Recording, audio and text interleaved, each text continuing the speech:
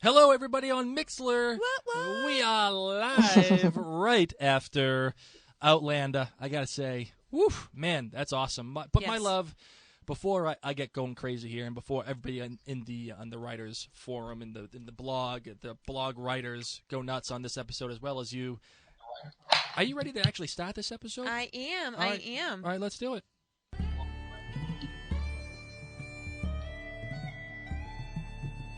All the way from Providence, Rhode Island, welcome to Outlander Cast. Hi-yo. It's a podcast dedicated to the show Outlander on Stars. Sing me a song of a lass that is gone.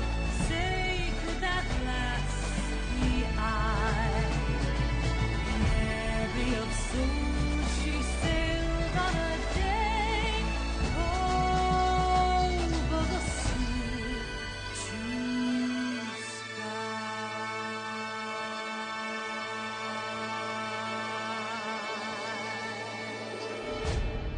Hello, everyone, and welcome. I'm your host, Mary Larson. My name is Blake, and I am so glad that you're here. I appreciate it so much.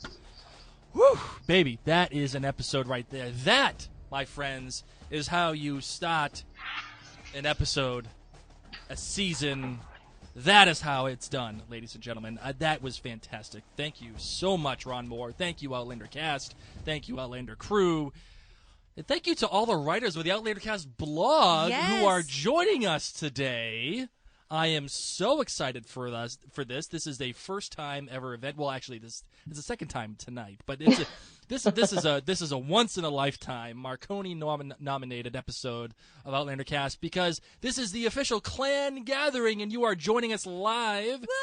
The clan gathering is all of Mary and I and the writers of the Outlander Cast blog joining forces for this one-time premiere event. Perhaps maybe we'll do it again at the finale. I don't know yet if the writers are willing to be able to do that. Writers, would you be willing to do that? Absolutely. Yes, absolutely. My love, why don't we figure out and tell everybody who is joining us today in this Instant Take episode? All right, we have the Outlander Cast blog editor-in-chief, Kendra. Say hi, Kendra. Hey, guys. We also have the fantastic writer, Anne, who is joining us right now. Hey, everyone. And Ashley, who actually just finished, like literally minutes ago, doing the live blog for the episode that we just saw. So say hi, Ashley. Hello, everybody. Guys, I'm so stinking excited.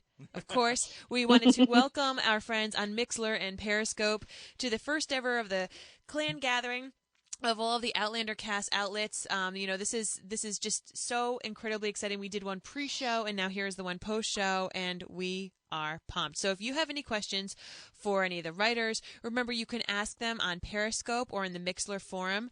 And please refer, if you have any questions for a specific person, make sure you write that. I'm going to keep my eyes on these forums, but I can only do like one thing really good at the time. So if I don't get your question, just make sure to send it to me again. You can be as loud and as vocal as you want. All right, guys, let's do it. Kilt rating. So we give a Kilt rating 1 out of 10, 1 being... No, 1 out of 5. 1 out of 5. Okay, sorry. 1 out of 5. 1 if it sucks. 5 if it is the best thing. 1 if it's the search. And then 1... Blake. I'm gonna keep hating on it. The search. Done. Exactly. Thank you. The search conversation is done, Blake. All right, so we're going to go Kilt ratings. Ashley, since you were just live blogging, you get the honor of telling us your Kilt rating first. Can I split the episode? I would definitely give it a 4. 4 kilts. Oh, very good. Very good. Well, briefly, why? Well, I definitely would have given the first half a 5. I think that the part with Frank was supremely stronger. I mean, granted, the back half is really introducing you to the new setting and bringing back the characters, and there's no strife per se just yet. But the first part was so emotionally wrecking that it felt kind of like, Yep. Anne, how about you? What's your Kilt rating? So because this is the first episode and we have 12 more to go, I can't give it the highest. But I will say I think it's a solid 4. Yes, the first 37 minutes were phenomenal. I mean, crying, anguish. I mean, really, really, really well done by Katrina and Tobias. And I think the second half, I mean, freaking Hottie McHotter. What did you call him, Lashley? The comp. I mean, I'd give it a 5 just for that, for him. He was awesome. I mean, what a great introduction to an interesting character. Mm-hmm. Loved I it. gave him a Scottish name. I think he was Hottie McPherson. Hottie, yeah, something like that. Hottie McHotter. Hottie McHotterson. I just call him Hot. Nice. Kendra, if you had to give a Kilt rating, what would it be? You know, I'm beating a familiar drum right now. I'm going to say 4 as well. And for the exact same reason that Ashley did, because I would have given the first half a 5.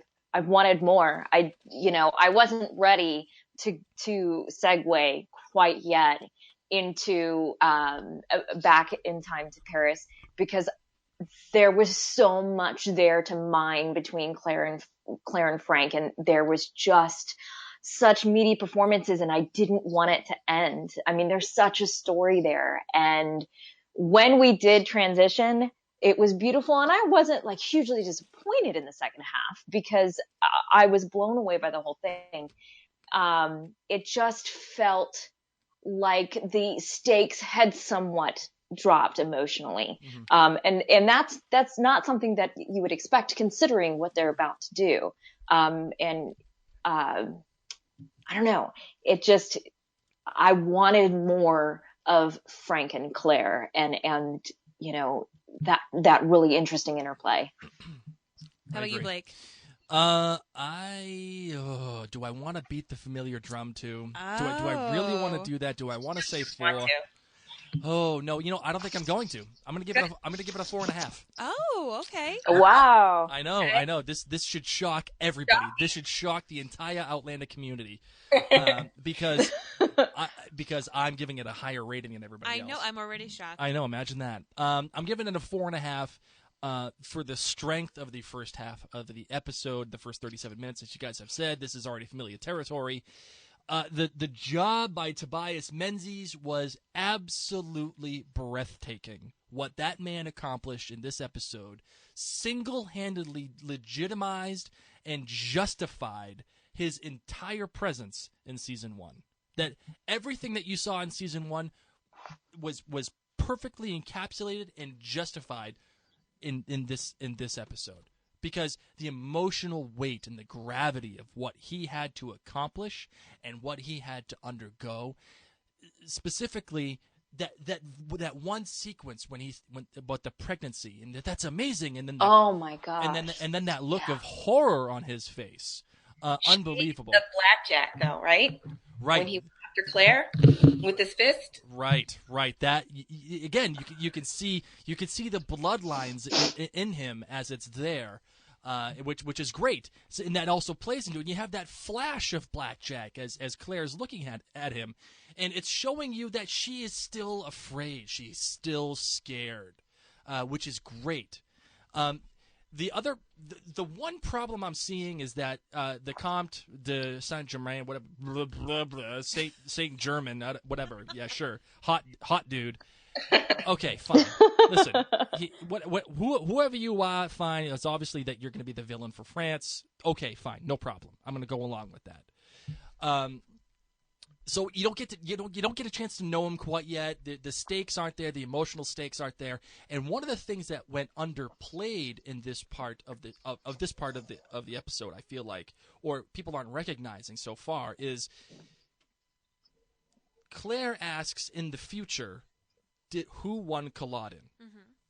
And the guy tells her. Luckily, the guy knows, because he was like some old dude that apparently knows English history or whatever. He says the British won. That in and of itself totally nullifies everything that is happening in France right then and there. It doesn't nullify it, but the stakes, the impact of what could happen is now gone, because it's proving that what happened. That Claire always went back. That the history of what happened has always happened, and Claire can do nothing to change. You're taking that. this Kilt Rating very far. I know. I'm sorry. My love, please go ahead. What do you got for me? What is your Kilt Rating? I'm going to leave my Kilt Rating. Don't do it. Why? Don't do that. Why? Don't do that. Give me your Kilt rating. Come on now. Well, I'm having mixed feelings. I'm having really mixed feelings, guys. Okay, part of me wants to give it a 4.9, the other part of me wants to give it a 3.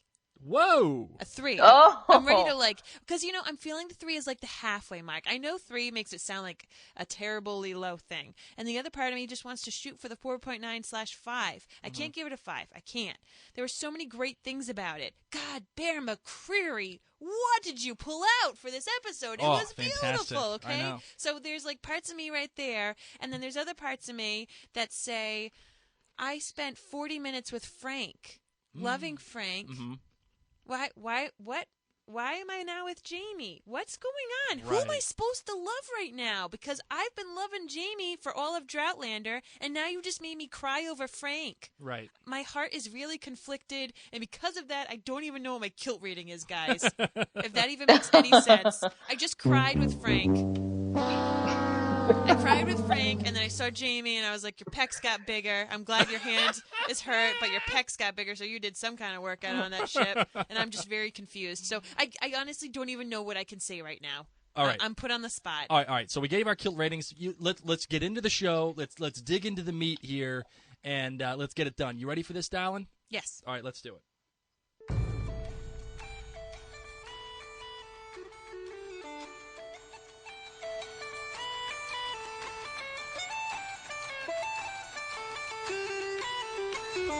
This episode of Outlander Cast is brought to you by Stone by Allison Etsy shop. Stone by Allison is a place to go for necklaces, bracelets, and bookmarks for geeks, nerds, and everybody else.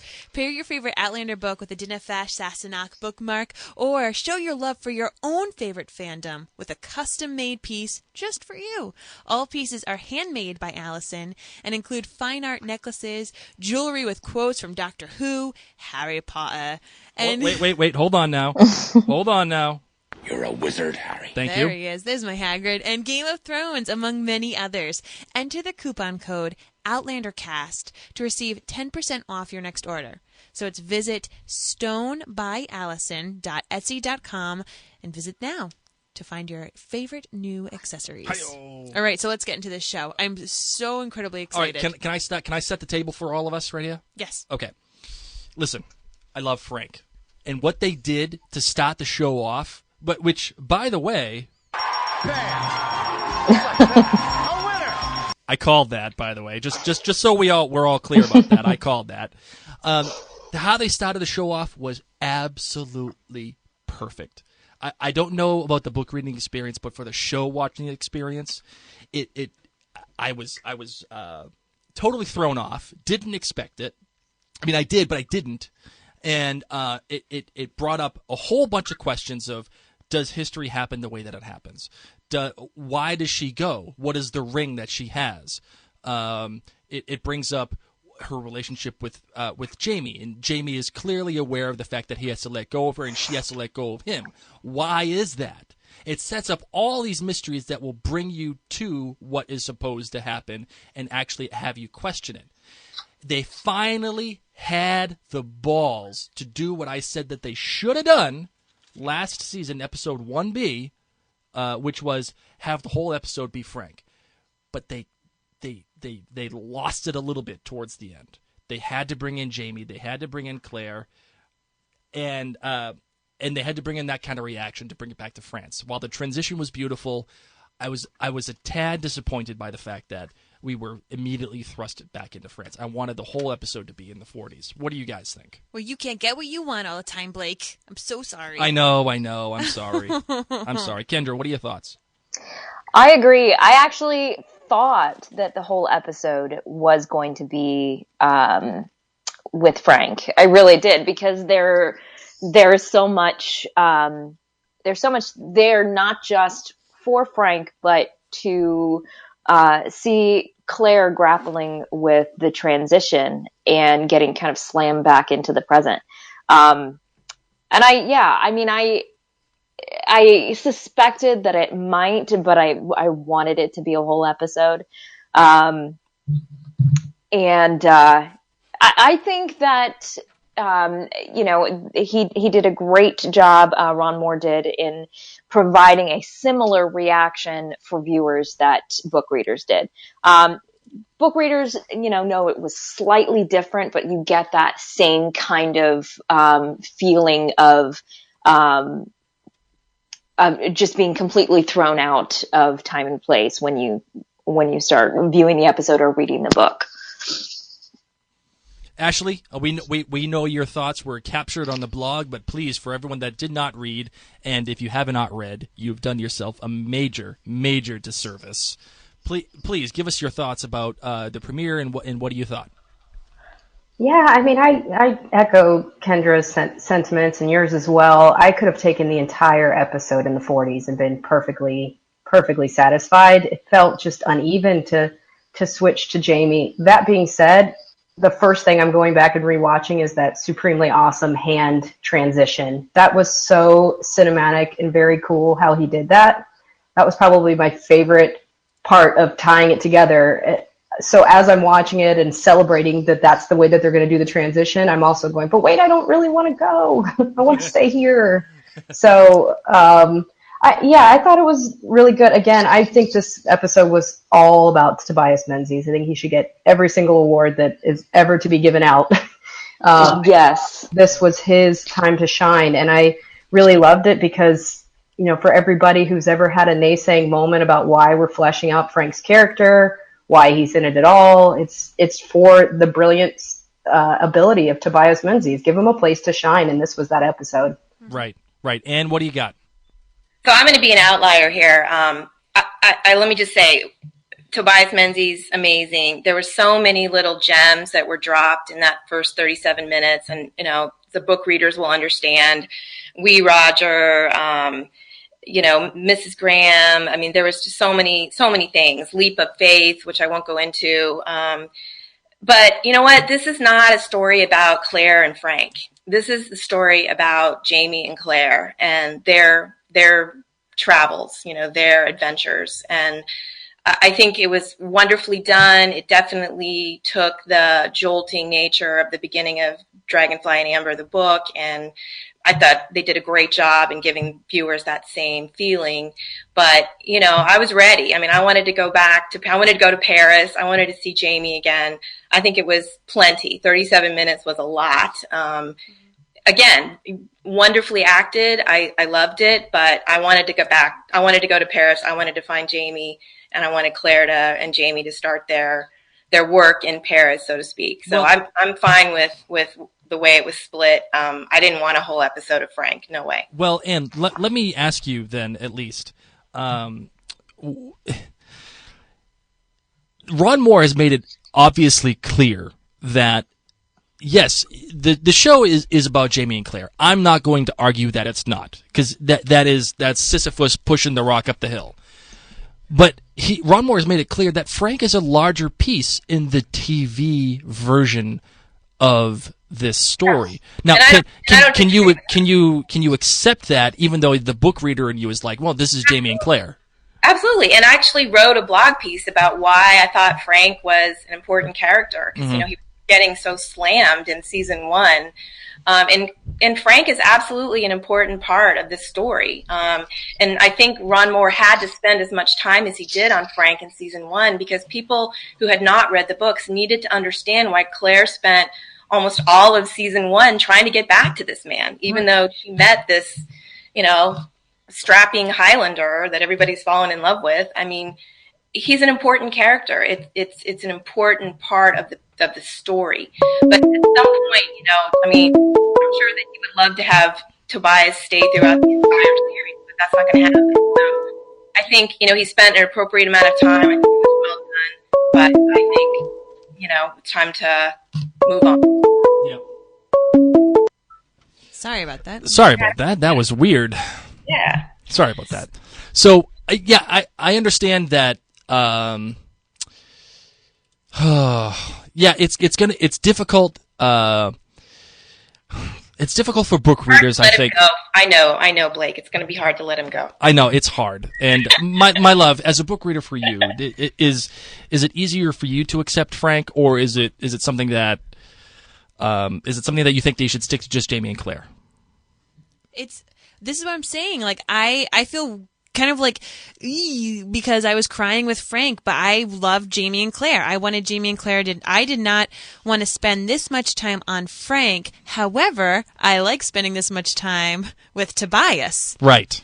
So there's the conflict right there. I mean, the writers have such an amazing actor, and being, Kendra, you spoke on the earlier podcast about how when you read the Outlander series, not being married, you felt differently about Frank than after when you read it again, being married. And I read it while I already was married, and there was a part of me that really, really kind of struggled so much for this Frank and for the questions of cheating, in that sense. But I love Jamie and I love Claire, and this, I hear you, Anne. This is their story. So it was just hard for me. It was hard for me to spend so much time with Frank and then have all those feelings brought back up that I had so many years ago. And now I'm like, oh gosh, no, I want to continue with, I don't know. I'm just conflicted, as I said. I need some time to really decompose and figure out what I want.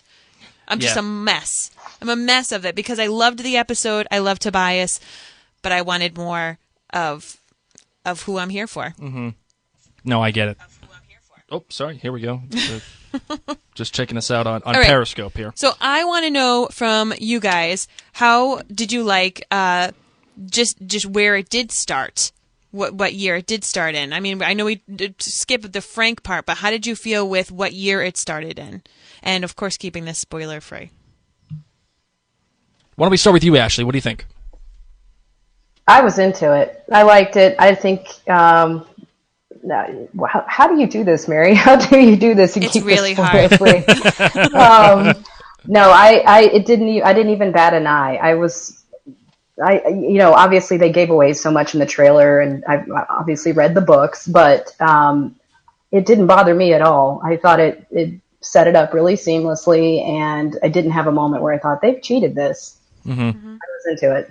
And I can see why now Ron Moore played his hand in the trailer, because I mean, all right, for those the show watchers out there, would it have worked for you if you had not known about this turn, or would it have been too much of a kick to the balls? Like, honestly, like would it have been too much to accept? Would it have been like, oh my God, what the hell was that? Or do you think it was worth? I don't have a lot of. You mean people who haven't read the books? Yeah, people haven't read the books, but even you guys who have read the books. I mean, Kendra, do you think that if Ron Moore had not tipped his hand the way that he did, do you think this would have worked? Before I watched the episode, when we were talking before, I thought it would have, worked perfectly, without that lead-in. But, thinking about it now, because it was such a dramatic, striking beginning, the way it opened up. Mm-hmm.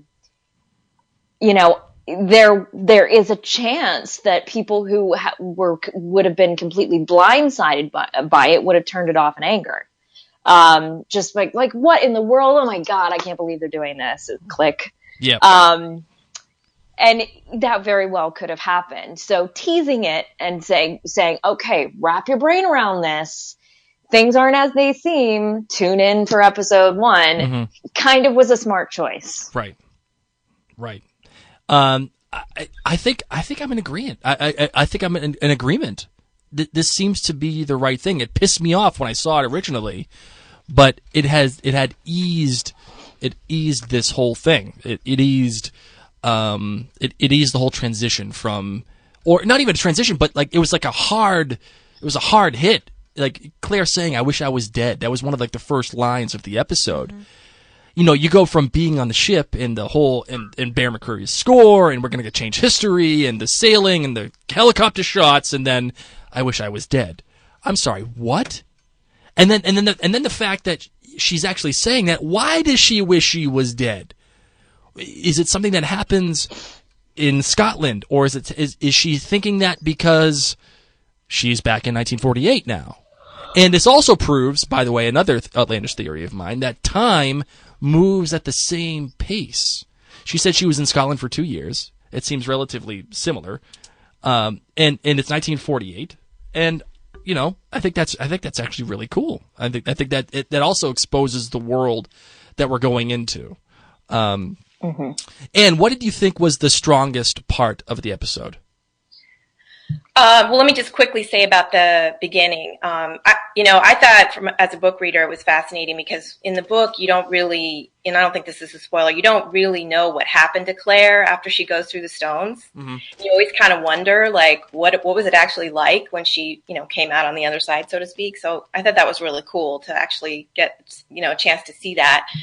And I think the anguish, and when she said, the world I had left just seconds ago was now dust. I think that was part of anguish because she actually knows that she's in the future, and if 200 years ago, everybody's dead, right? So everybody that she knew and she loved, including Jamie, are all dead. So that was pretty jolting.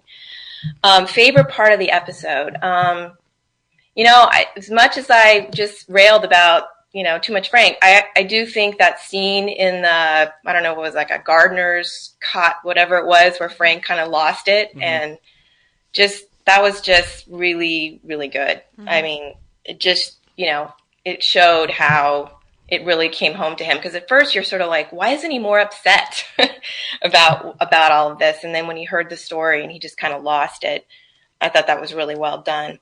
I don't know. There's so much that I loved about it, and the going back to France, the funny lines from Myrta, the talking to Myrta about we can't really tell you now, we'll tell you later. I thought was great. I don't know. There was a lot. There was a lot of little gems, little things that I thought I'm going to catch, I'm sure, on my second and third and fourth review of this episode. But I would say the highlights probably were in the first 37 minutes. I'll admit to that. Wow, look at you. I agree with you. I feel like the Claire Jamie part was just the introductory page. So yeah, exactly. It was hard to pull out some meat. My favorite moment was the moment when Claire said to Frank, "I'm pregnant," and you got to see his sheer joy and tears of sheer joy. And then you would see it. It was like each second it was different emotions and different. Right. Then he really comprehended what it was. That was my favorite moment of this entire episode, just because it was so skillfully acted, and you were going through it with him. Because at first I was like, "Wow, he's really happy that she's knocked up by another guy. Oh no, he's happy. Wait, he doesn't understand math. Oh no, now he's figuring it out. Oh God, don't cry, Frank." So that was my favorite moment. Ashley, what do you got for your favorite moment, or what was the strength of the episode? I praises for Tobias all the way around. I think I've probably made that abundantly clear. That was definitely my favorite part. I thought the whole episode was his to shine. And that entire scene in the room where she's telling him, and I thought it was a really great choice that they didn't feel the need to show her explaining the whole thing to him, just to pick up with the emotion of him kind of letting that wash over him and figure out what it all means. I thought that was a really cool choice because, we did that with her explaining it to Jamie in season 1. So you just kind of were like, how many times are we going to do this? And then I feel like it didn't take anything away from it. Mm-hmm. I also really liked, I don't know if you guys noticed this, that it looked to me like the first 37 minutes or however long we said it was, the episode's called Through the Glass Darkly. The film actually looked darker to me. It kind of had this haze to it where you just were kind of sitting there with them in this a little bit muted, kind of drab effect to the screen. And then as soon as we make it into Paris, everything seemed to light up a bit, which I just thought was a very cool, way to show the struggle that it was clearly there. And, Tobias aside, I don't think, obviously this wasn't Sam Heughan's moment to have show some acting chops. I think that's coming. Obviously we're going to see the post-trauma of everything he's experienced, but I thought Kate did a really great job as well with all of those scenes. I mean, the way that they played off of each other was just phenomenal. And to Mary's point, I'd like to go back to Jamie's pecs for a second. Please do. Because all right, calm down, ladies. I'm a former athlete and I've been injured. And when you get injured, you lose muscle. And I looked at that and was like, I call shenanigans. No one looks better after that massive injury. Right. I mean, it was just, I was like, we may have lost a little bit of the realism here.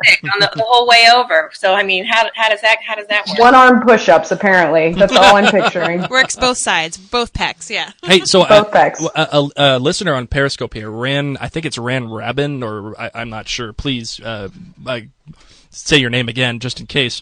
But she said that this was Tobias's episode, and Kat couldn't keep up with him in terms of her acting. Ooh. I disagree. I disagree. I don't know. Respectfully.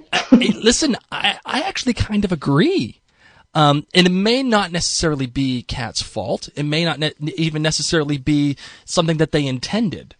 I kind of agree with the listener because she was, I think for the most part, relatively numb. Whereas Tobias, she's depressed. Oh, I know, but just follow along with me here. Okay. Let me go along here. It seemed like Tobias, this was obviously his episode, and they were highlighting him, and deservedly so. But he had so much emotional journey to go through. It just didn't seem like Kat had as much. And it didn't seem like she was as commanding of a presence as he was on the screen. Am I on drugs, or does this make sense?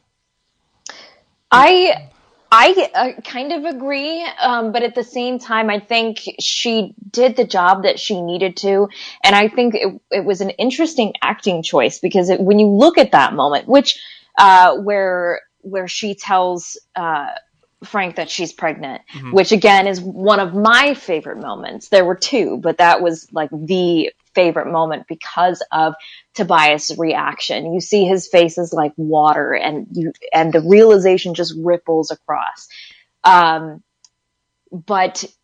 the way she delivers that news, it's not detachment.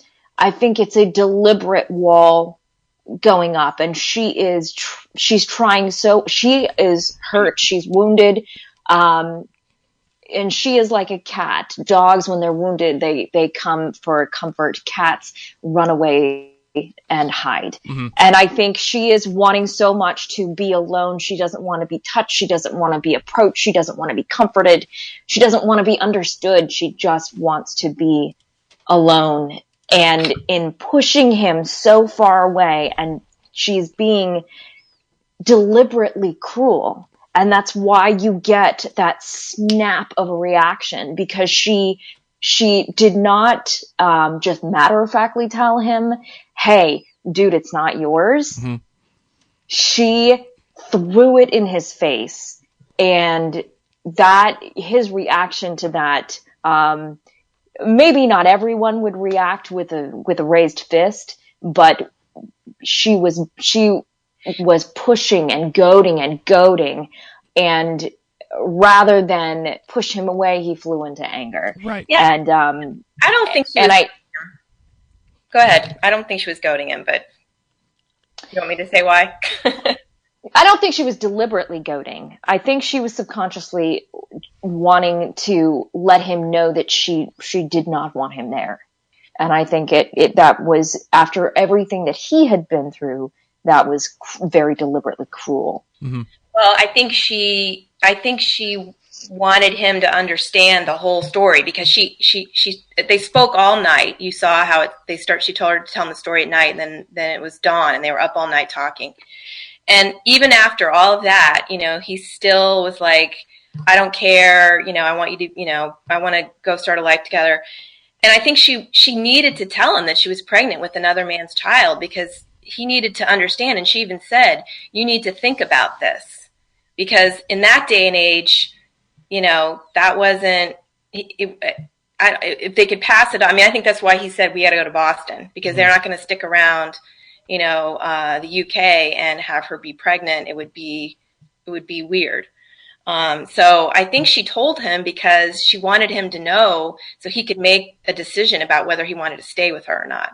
I think she felt like she owed him that. Now, maybe her delivery wasn't that great, But I don't think that she was doing it just because she wanted to throw it in his face. I think she felt like he had to know that because he needed to know the whole story before he decided, yeah, let's go, be husband and wife again. Listener Olive Oil on Periscope brought up a great point about Kate's acting. She mentioned the scream at the Stones, and that it was really raw. And while I still maintain that it may have been purposely done for her to be a little bit numb, I will admit that scream was fantastic. Ashley, talk to me about the scream. What did you think about that? Oh, it came so soon and without warning. I mean, I know when we saw the opening and the Stones are there, but it was like there was no kind of couple-minute lead-in to all this emotion being thrust at you. It was just like, I was there, I'm kind of typing a bit, got some snacks, got a little wine, and we're getting screamed at. And it took me with her. It totally took me with her because that wherever she's come from, it's built to this point to come through the Stones and land there and have this realization, like, it worked and I'm back and I didn't really want to be here, even with all that kind of voiceover monologue that she offered. It worked. It totally worked because I thought this could have not worked given that you're just 30 seconds into the episode and she's giving the most emotionally wrought screaming you've ever heard, but it worked for me. Yeah, talk to me about those voiceovers again. We're going back to the voiceovers, the much maligned voiceovers. Are they still not working for anybody, or is it okay with you, Ashley? It was fine with me. Jury's out on the rest of we'll see as the season progresses. I did have that thought where I was like, here we are again, spoon feed it to me, but it worked for me here, and I especially think if you've not read the books, which of course we're all going to pretend not to have done, you start watching this, you almost need that to understand, wait, what, I'm confused, to hear, I made a deal, I'm not happy about it, but here I am. Otherwise, you might be slightly kind of confused. Mm-hmm. So I thought it worked here, and it worked a couple other places that she threw it in, throughout this episode, but if it continues to be overdone the way it was done in season 1, I think I'll take a pass on it. I would agree. Kendra, what are your thoughts on the about the scream and also the voiceovers? I loved the scream, and I loved the way that, just as Ashley was saying, that they came roaring out of the gate, both barrels blazing with the emotion. One of the things that I love about Katrina is just how raw she is as an actress. Sometimes you do see her pull in and become a little bit studied, and but with this opening and that the scream and that just outpouring, this gushing of emotion, it really got me right in the gut. Mm-hmm. As far as the voiceovers, again, I'm going to agree because I think we needed them this episode, but I hope we don't get them going forward. Mm-hmm. I really don't. I don't see the need for them. There are better ways to tell your story. Mm-hmm. I agree. And what are your thoughts about the voiceovers? Are you in agreement with all of us, or are you a fan? Well, I'm kind of a fan of them, to be honest. And I thought it was appropriate, in the first half for Claire to have those voiceovers because I think she had to convey, the anguish that she was feeling. And I was writing some notes down during the episode, and I just wrote down anguish and cry and brilliant. I mean, it was just her realization when she grabbed the ring, which I think we'll get the significance of that later, the ring that she found on the ground that looked like a signet ring. Mm-hmm. When she found that, and then she said, the world I just left seconds ago is now dust. And then she cried. I thought it was amazing. And I'm okay with the voiceovers. I don't really think there's going to be a need for them so much in season 2. So I don't think you guys are going to be too upset, but I thought for this first episode and that first half, I thought it was appropriate. I would say for me, the voiceovers are okay. I last year I famously put my weight behind the voiceovers, and I said, okay, if they're coming, I'm going with it. But they showed me one thing that it is the exact reason why we should not have them, and that was the Flash with Blackjack. And as quick as it was, as awful as it was, you can achieve so much more by showing me as opposed to telling me. My love, do you understand what I mean? Mm-hmm. Yeah, I think so. Because that flash says everything that you need to know about where Claire's at, how she feels about Frank, and what she was escaping. Mm-hmm. And I think I would have been even a little bit more interested without the voiceovers if they had flashed to something about Jamie, like if they had showed him like injured of some sort on a battlefield or something or if they had showed him in some kind of in something in France, or if they had just showed you a quick hit, right, just as they did for Blackjack, that would have been so much more to me than the voiceover. Do you know what I mean? You wanted a picture of Jamie during the more modern time to show us that he was haunting. Right. Okay. Right. Yes, I can appreciate that. That would explain more to me, and that would show me more. Ashley, what are your thoughts about that? Do you think that's something that they could have done?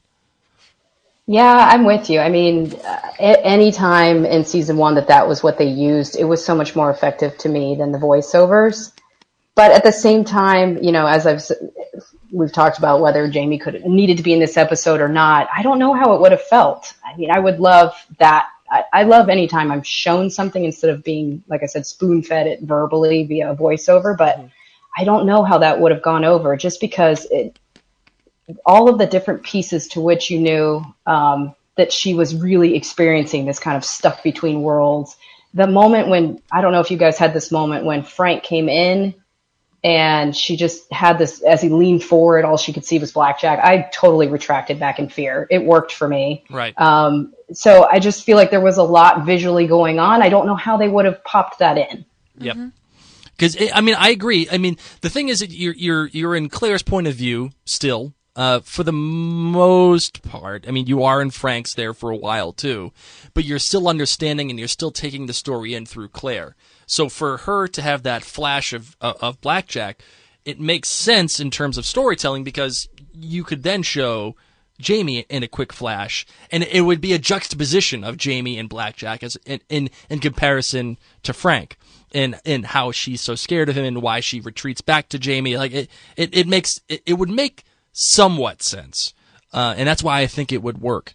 I liked the moment in the garden with Mrs. Graham where she was retelling kind of Jamie's greatest hits. Right. And because we've all incessantly watched season 1 for 9 months, we're like, yes, I just saw that. Oh, I love that scene too. It was fun. It was like doing a montage without doing a montage. Right. And it shows you that there is a length of time there that Claire has undergone. She has that awful cardigan sweater on that I've mentioned before in the blog. Stop it. That thing is just ugly as freaking love sweaters. sin. That sweater it's a Cosby sweater. That's what that is. That needs to go away. Listen, my ultimate point is it shows that Claire has been there for a while and that she's had these conversations with Mrs. Graham, and Mrs. Graham's all about it, and she wasn't telling Frank. Eventually she did, of course, but it shows you the kind of mental state that she's in, that she's willing to take her innermost secrets and share it with this lady as opposed to the person that, she's supposed to be back with. She shared it with Mrs. Graham because Mrs. Graham had basically predicted it. Mm-hmm. And I think they had seen Mrs. Graham at the Stones. I mean, Claire knew that Mrs. Graham would believe her. Right. So I think she looked at her as an ally and somebody who wouldn't think she was stark raving mad when she told the story, which clearly Mrs. Graham believed her. So we're going to take the next 5-ish, 7-ish minutes and kind of hand it to, I'm going to break it up into letting each of you blog writers kind of talk about one point in this episode that you really want to talk about that was poignant or your favorite or you didn't like, something like that, but something that you said, gosh, I need to talk about this. So, Kendra, do you have anything on the tip of your tongue that really stood out to you this episode? Well, first thing I want to mention is, did anybody notice during the new title sequence that we get kind of a mirroring of the first season's title sequence? The moment when Dougal takes out his dirk and puts it behind his back, and of course that moment is at the end of the Garrison Commander. Yep. We get that same kind of shot, except it's some random French person in a gold frock coat putting a knife behind their back. So I thought that was an interesting kind of mirroring of the first season. I loved that we got to be inside Claire's head, and this was one of those nice show don't tell moments, because we go into the hospital and Claire's in there, and she is surrounded by this cacophony of the cars driving by and the radio on, and it is all kind of overwhelming, considering how even though the emotional outpouring of the very beginning of the episode, but the relative quietness of those moments in regards to setting. And we are a little overwhelmed by the noise of the 1940s, having gone through the whole first season, with no incidental music except for the bard. That I loved. I loved the opening title card of Wee Roger on the couch dropping the airplane. He didn't look like he'd aged much in 2 years. Wearing the same clothes. Yeah, I know. But that was beautiful. Like it just, as a mom of a 2-year-old, that just, I was like, oh, it just brought me in so much. Mm-hmm. And basically I loved the first half. Again, I'm, beating the horse here, but I loved the first half. The second half, felt almost, soap opera-ish. If that's even, a fair comparison. The scene with, Saint-Germain, I have a house guest here from France, and he's also a historian. One of the things that he mentioned was no way in hell would a comte, be a merchant. Sure. It would have been completely unseemly. If he was indeed dealing as a merchant, he would have been using an alias. Mm-hmm. And working through several different fronts. But the whole whipping off the shirt thing felt way too easy. As soon as Jared said, show me your proof, I was like, sure, it's coming off. Okay, all right. And I get it, but it felt too easy. Right. But I love that, because to me it was like, it was right out of Dougal's bag of tricks, right? I mean, yeah. Jamie had, suffered, for so long during the Rent episode with Dougal whipping off his shirt and making embarrassing him. It was embarrassing. Mm-hmm. And then, in order to make his point, I think it was kind of the start of the deception, the start of, Jamie and Claire, like, going down a path that they're not completely comfortable with when they have to resort to, like, dirty dog Dougal's, way of humiliating Jamie. Mm-hmm. So I like that. It was little things like that I kind of did like about it, about the episode. And in the first half, I think, I really think the performance was up to Tobias's.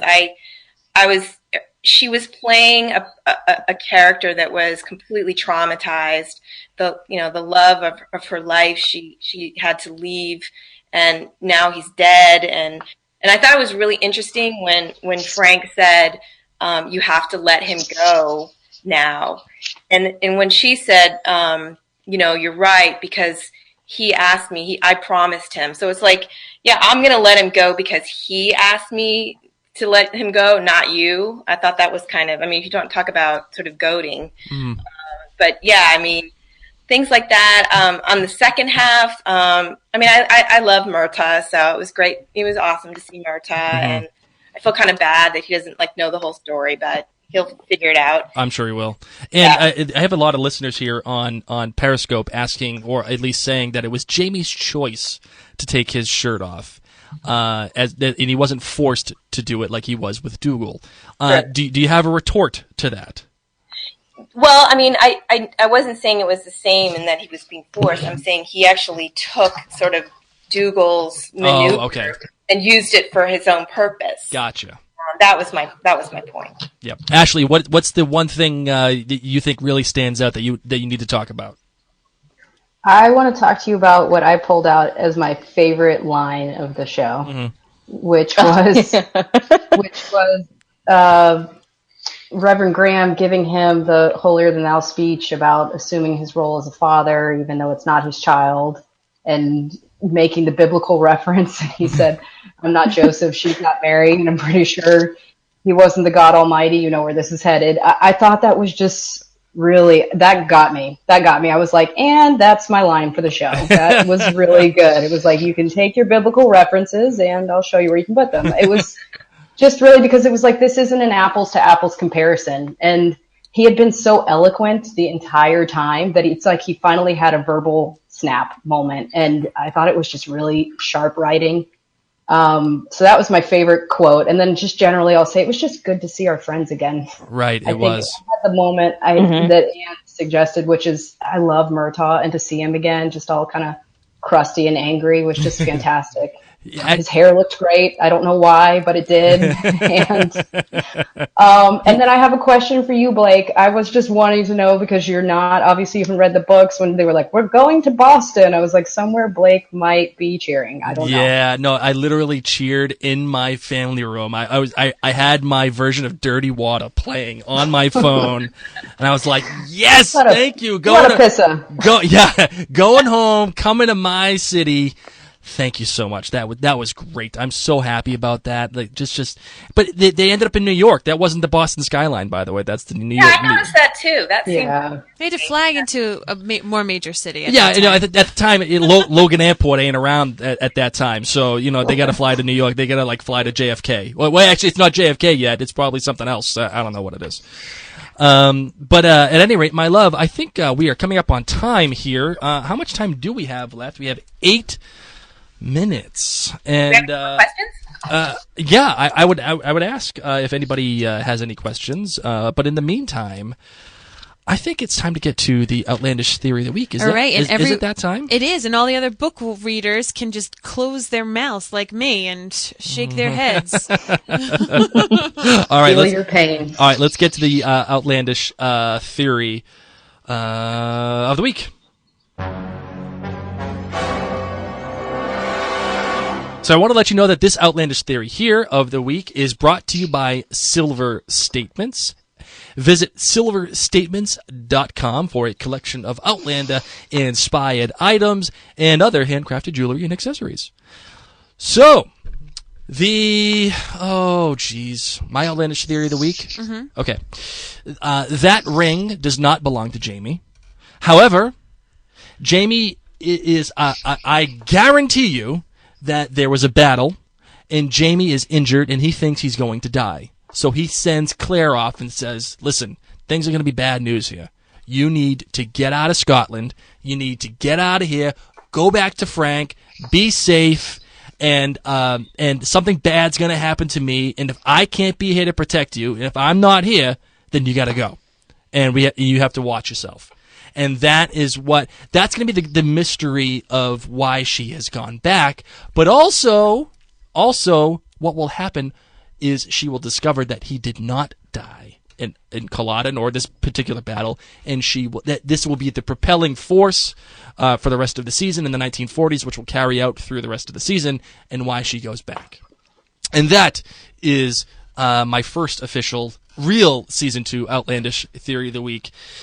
Writers and my darling wife sitting across from me, does it sound like crap, or does that sound relatively normal? We can't say anything, Blake. You do this all the time. We can't say anything. No, we can't do nothing? Play the music so we can transition and be able to talk again.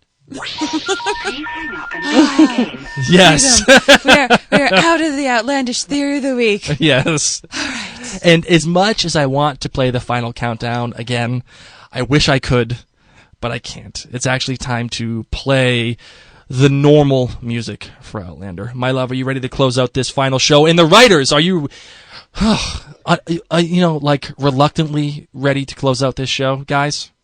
definitely very relaxed. Yeah, this was so much fun. We're just tip of the iceberg. I know. It feels like you just get started, and then it's like, what? Where did the hour go? I will say that hour that we've spent online here now has gone by like that. But as quick as that was, I felt like the premiere went by even quicker, to be honest. Agreed. I think so too. It ended, and I was like, whoa, wait, what? Really? It's over? Like, what the hell are we talking about here? All right, we got to close up the show. Mary's like pointing at me, and she's giving me the evil eye, so it's time to close it out. I'm the one who always wastes the time.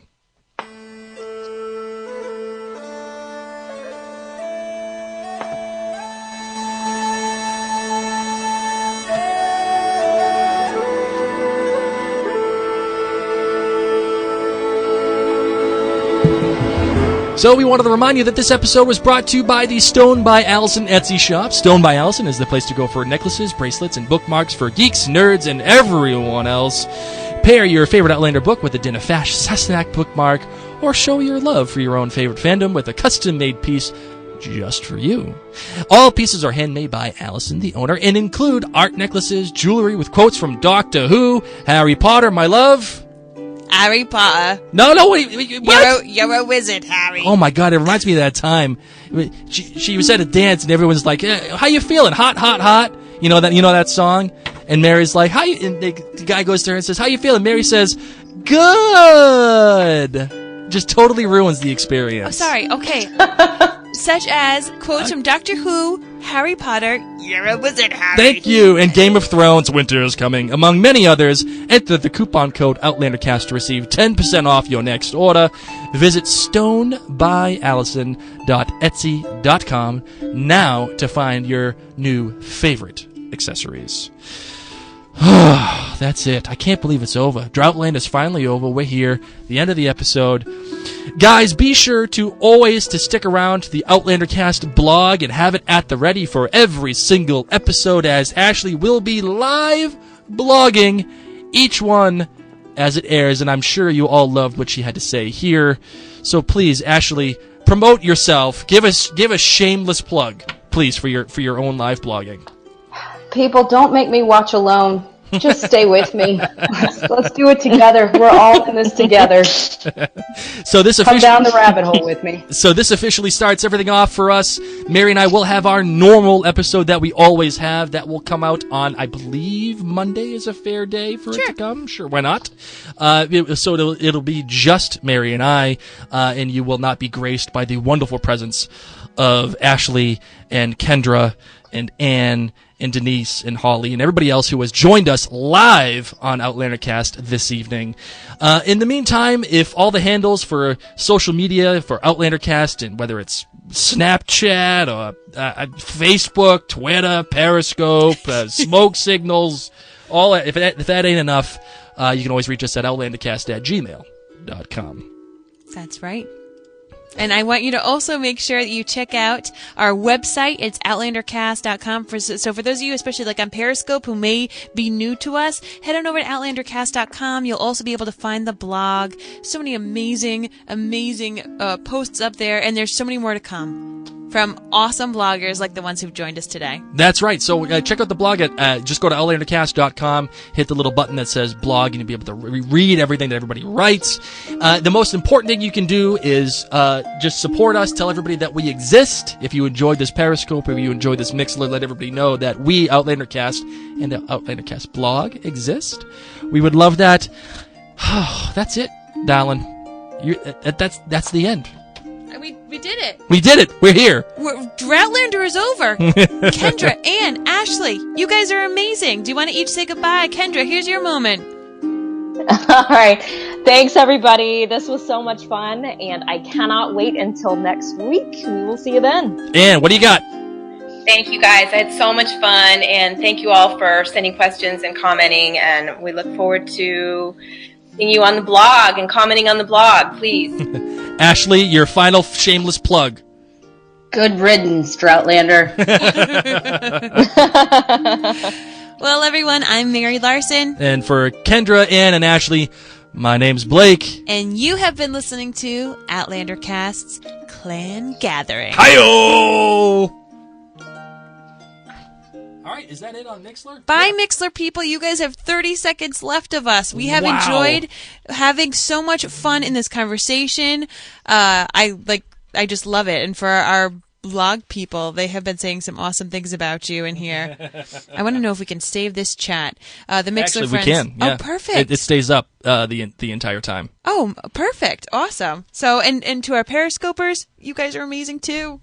Yeah. All right. Mixler is ending. Periscope, you have bonus time. It's a bonus workout with